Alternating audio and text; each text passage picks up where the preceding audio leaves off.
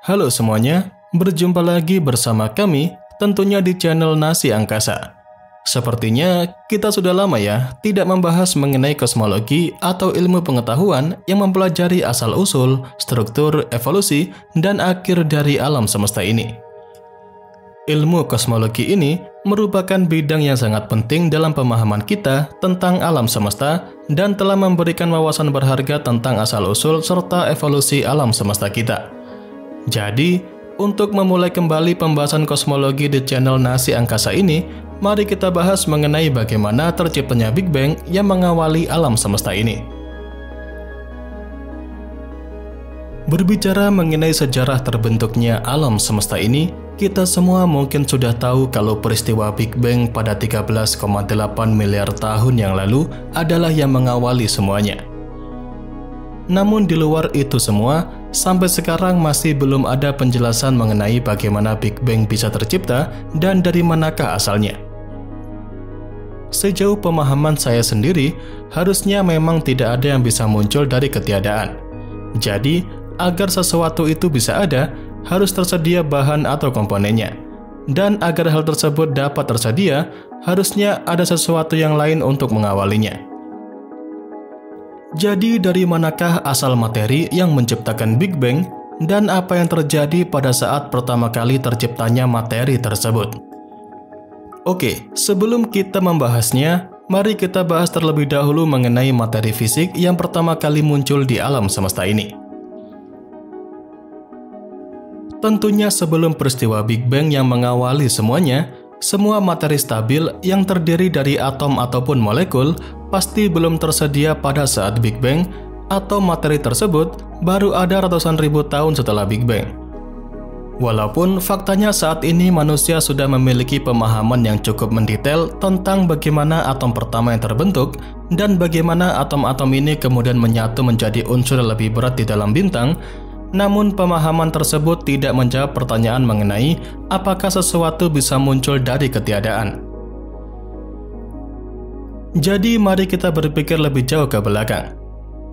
Partikel materi pertama yang berumur panjang adalah proton dan neutron yang bersama-sama membentuk inti atom, dan materi ini muncul diperkirakan sekitar 1/10.000 detik setelah Big Bang.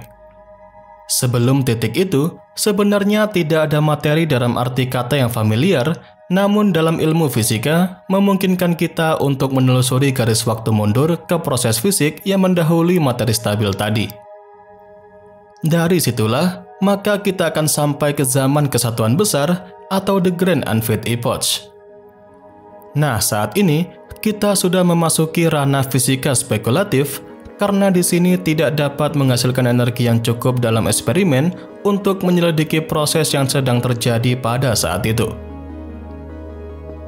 Namun, hipotesis yang masuk akal adalah bahwa dunia fisik terdiri dari kumpulan partikel elementer berumur pendek, termasuk quark atau bahan penyusun dari proton dan neutron. Selain itu, terdapat juga materi dan antimateri dalam jumlah yang kira-kira sama, dan setiap jenis partikel materi seperti quark akan memiliki antimateri yang hampir identik dengan materi tersebut, hanya berbeda dalam satu aspek saja. Namun, materi tadi dan antimateri akan musnah dalam sekejap ketika mereka bertemu, yang berarti partikel-partikel ini akan terus-menerus diciptakan dan dimusnahkan. Tapi, bagaimanakah partikel-partikel ini bisa ada? Jadi dalam teori medan kuantum memberitahu kita bahwa bahkan dalam ruang hampa yang dianggap setara dengan ruang dan waktu yang kosong sebenarnya penuh dengan aktivitas fisik dalam bentuk fluktuasi energi. Fluktuasi ini dapat menimbulkan berbagai partikel yang bermunculan, kemudian menghilang begitu saja. Berikut ini adalah visual dari simulasi fluktuasi vakum kuantum dalam kromodinamika kuantum.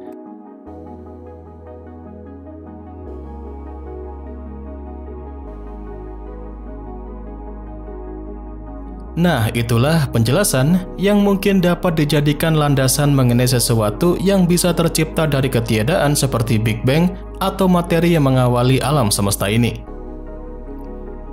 Jadi pada intinya, kalau berbicara mengenai teori Big Bang, sebenarnya adalah kerangka kerja yang menjelaskan asal-usul alam semesta kita. Dalam teori Big Bang, tidak pernah mengklaim bahwa alam semesta ini tercipta dari ketiadaan dalam artian sederhana, melainkan dari berbagai penjelasan yang saya jelaskan tadi. Dalam teori Big Bang, menyatakan bahwa alam semesta ini, beserta waktu dan ruang ini, memiliki awal atau titik awal tertentu sekitar 13,8 miliar tahun yang lalu. Saat itu adalah masa di mana alam semesta ini terasa sangat padat dan panas, dan dari situ ia mulai mengembang dan terus berkembang hingga saat ini. Sebelum peristiwa Big Bang, kita tidak memiliki pemahaman yang pasti tentang apa yang terjadi. Berbagai teori fisika yang ada saat ini masih belum dapat menjelaskan keadaan sebelum Big Bang.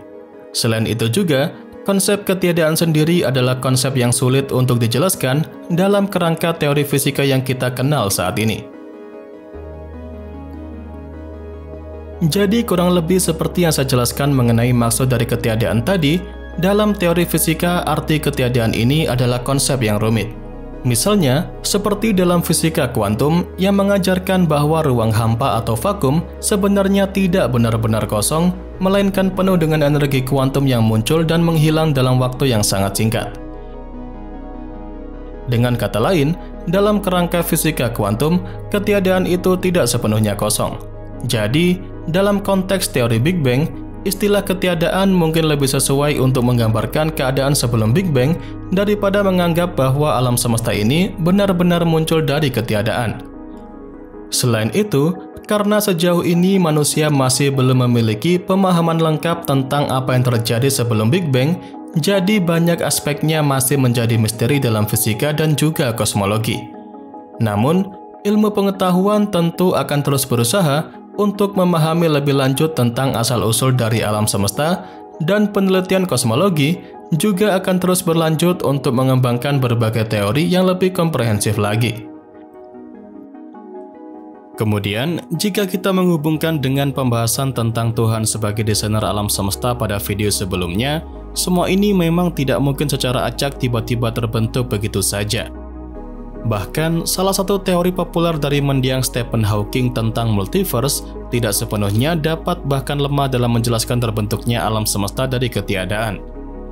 Alih-alih menyebutkan tentang fenomena atau keberadaan sang pencipta, dalam teori tersebut menjelaskan bahwa alam semesta kita bukanlah sesuatu yang unik, melainkan hanya satu di antara alam semesta yang jumlahnya tidak terbatas.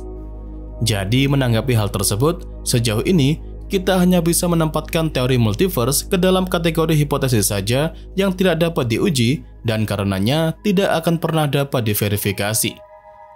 Atau dengan kata lain, saat ini sama sekali tidak ada bukti ilmiah tentang keberadaan multiverse, dan teori dari Stephen Hawking tadi tampaknya merupakan upaya yang lemah untuk menawarkan penjelasan apapun yang mengecualikan keberadaan Tuhan di alam semesta ini. Jadi, meski peristiwa Big Bang sudah diketahui, namun masih ada banyak sekali pertanyaan mendasar tentang asal-usulnya dan bagaimanakah materi pertama kali muncul. Sehingga pada akhirnya, teori Big Bang adalah kerangka kerja yang menjelaskan bagaimana alam semesta kita memulai perjalanannya, namun untuk pertanyaan mengenai asal-usul sesuatu dari ketiadaan masih menjadi salah satu misteri terbesar dalam dunia sains modern. Dalam fisika kuantum tadi, menunjukkan bahwa ruang hampa tidak sepenuhnya kosong, tetapi masih banyak yang belum kita pahami, terutama mengenai apa yang terjadi sebelum Big Bang. Apakah Big Bang diciptakan oleh fluktuasi energi kuantum, ataukah ada sang desainer yang mengawalinya? Kita mungkin belum menemukan jawabannya, tetapi dengan penelitian kosmologi yang terus berkembang, masa depan ilmu pengetahuan akan memberikan wawasan lebih mendalam tentang asal-usul alam semesta kita. Dan untuk mengetahuinya, terus ikuti channel Nasi Angkasa untuk eksplorasi mendalam lainnya tentang alam semesta dan misteri di baliknya.